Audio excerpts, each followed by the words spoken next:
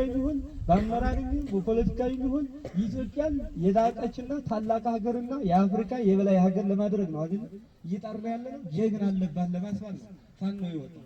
ስለዚህ አሁን ከወራሪ ነፃ ለማድረግ እኔና እናንተ አንድ መሆን አለብን። ትግሉ መውደድ ያለብን፣ መሰልቸት የለብንም። ስልቹ እየሆነ በመቀመጣችን የምንሰለች ሰዎች አለ።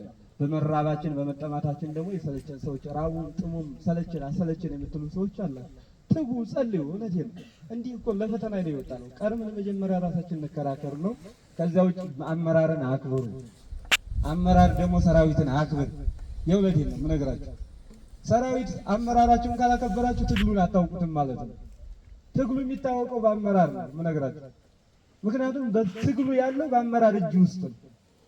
ወጣችን የሚችል አመራር ወይም ወገን ዘመድ የለንም። ገዳያችን ነው እንጂ የሚበዛው ማለት ነው። ስለዚህ ለመመከር ስለሆነ የተቀመጥነው በጽሞና በፍርሃት በደስታ መስማት ባለመሰልቸት በመስማት ዝግጁ የሆናችሁ ስለሆናችሁ ህሊናችሁ በደስተኛ ስለሆነ የሚያዳምጠው እኔ አሁን እያየሁ ስለሆነ አይምሯችሁን ለእናንተም ደስታ ይገባል። እንኳን ለብርሃነ ትንሣኤው አደረሰን አደረሳችሁ። እንኳን አደረሳችሁ። ያው እንግዲህ ብርሃነ ትንሣኤው እንግዲህ ደርሰናል።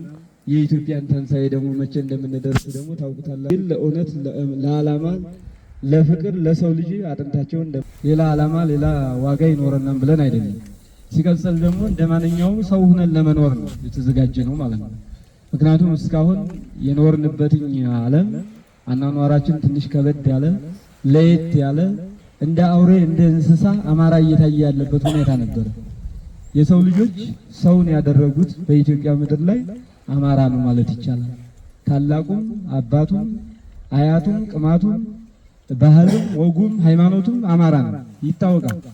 ግን አሁን ደግሞ ያው እንግዲህ እንደምታውቁት ከየትም ቦታ ተጠራቅሞ ያው ዘሩን ከዘር እንግዲህ እያዋሃደ ያለው ባላባቱን አጥፍቶ ያው መጩን ለመረከብ ያው ትረቱ እንደተነገረለት ባላባቱን አጥፍቶ የባላባቱን ውርስ ሐሳብና ቦታና ንብረት ለመውረስ የተዘጋጀ ኃይል ስላለ ከዚያ ለመዳን ስለሆነ እኛም ወተናን ከዚህ በኋላ የማይበገር ኃይል ወደቱም በነገራችሁ ነገር ህዝብን በደንብ እንይ። በህዝብ ስራ ነው። እኛ የህዝብ ልጆች ነን። ህዝብን ነፃ ልናወጣ ነው የወጣ። የህዝብ ነገር በጣም ያስጨንቃል። ተጨንቀና የወጣ ነው። አሁን በትር ይዘን አሁን ሞገስ ሆነን አሁን እኛ በስልጣኑና በሐሳቡና በመከላከሉ ደረጃ ሆነን እኛ አንገላታን እኛ መከራንና ስቃይን ካወረድንበት አደጋ ነው ማለት ነው። ለህዝባችን ምንም አናረግም ማለት ነው። ስለዚህ ይህንን በጥንቃቄ በሀብታቸው በቤታቸው በተለያየ ስራቸው ላይ ተጽዕኖ መፍጠር ሳይሆን መልካም ነገርን ማድረግና መልካም ነገርን ማስተማር ነው ያለብን። በጣም ብዙ ነገሮች የምናበላሽ እንደሆነ ይገባችኋል፣ እንደሚገባችሁም እርግጠኛ ነኝ። ምክንያቱም ብዙዎች ወንድሞች የምታስቡ አላችሁ፣ ብዙዎች ደግሞ ወንድሞች ደግሞ ይሆናል ሳትሉ የምታጠፉ ደግሞ አላችሁ። ይህ ማንን እያሰደበ እንደሆነ ማወቅ አለባችሁ። ፋኖ በፍጹምነት በፍጹም ጸጋ እንደ እግዚአብሔር ሆኖ አምላክ ሆኖ እንደ እግዚአብሔር ሆኖ ታግሎ ራሱን ሰውቶ ተንሳኤን የሚያመጣ እንጂ ፈጽሞ የህዝብን ተንሳኤ የሚያከሽፍ አይደለም። እኔ እንደዚያ ብዬ ነው የማምነው የምመኘው።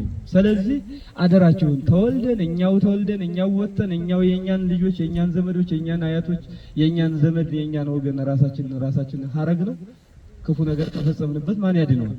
ማንስ ይታደገዋል?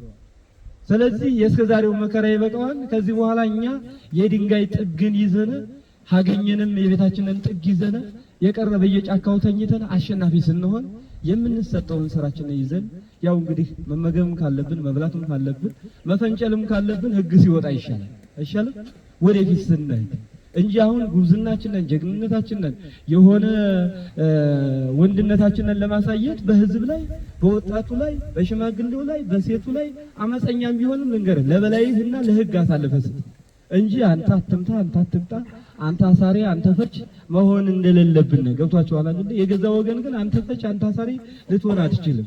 ህግ አውጥተህ ህግ ይፍታ ህግ ይሰራው ማለት ያለብንና ለህግ አሳልፋችሁ እንድትሰጡ በህዝብ ላይ ያለውን ተጽዕኖ እንቀንስ ነው። ቅድም ሲል እንደነበረው ዘላለም ህዝብ ማለት ልንገራችሁ ባህር ማለት ነው። በባህር መካከል ላይ ደግሞ የሚኖረው ታውቁታላችሁ። ባህርን እየጠለፉ ይጠጡታል አይደል? አያልቅም ግን አይደል? ህዝብ ማለት አያልቅም ልንገራችሁ። እኔና እናንተ ግን ተደራይተንበት ያለው ወጥተንበት ያለው ዓላማ ግን እኛው አልጠበቅነው እኛው ስርዓትን ጠብቀን ካልህርን እንጠፋለን። ወጋችሁ አላለ። ስለዚህ የማይጠፋ ባህር ላይ መጣላት የለብንም። እኛ አሳዎች ነን። አሳ ደግሞ ከባህር ከወጣ አደጋ ነው፣ ይጠፋል ማለት ነው፣ ሟች ማለት ነው፣ እንሞታለን። መንግስት ከህዝብ እንድንነጠል አረ እንደው መንግስት አልኩት እንጂ መንግስት አይደለም ቡድኑ ማለት ነው። አሁን የመጣብን አጥፊው አገሪቱን ሊያጠፋ የመጣ ኃይል ማለት ነው። እንገራችሁ በትክክል ከህዝብ ፋኖን መለየት አለብኝ ብሎ ነው እየሰራ ያለ። ፋኖ ደግሞ በተልኮ የመጣ ደግሞ አካልም አለን። ያው ታውቁታላችሁ። ዱላ የሚጥለው ሰው ሁሉ ዝም ብሎ እንዳይመስላችሁ፣ የሆነ ቃላትም የሚወረውረው በህዝብ ላይ ምክንያት እንዳይመስላችሁ። ህዝቡ ደግሞ ልንገራችሁ ከኛ የበለጠ ፖለቲካም ሐሳብም እውቀትም ግንዛቤውም አለው፣ ህግም ያውቃል። በዚህ ወጡላችሁ፣ በዚህ ገቡላችሁ። አድማ ብተናው የነሱ የህዝብ ልጅ አይደል? መከላከያ የህዝብ ልጅ አልነበር እንዴ? መልሻው የህዝብ ልጅ አልነበር እንዴ? ግን አሁን የህዝብ ልጅ ነው አይደለም። ለምን? ከህዝብ ሐሳብ ወጥቷል። ስለዚህ እኛም እንዳንወጣ አደራችሁን ነው።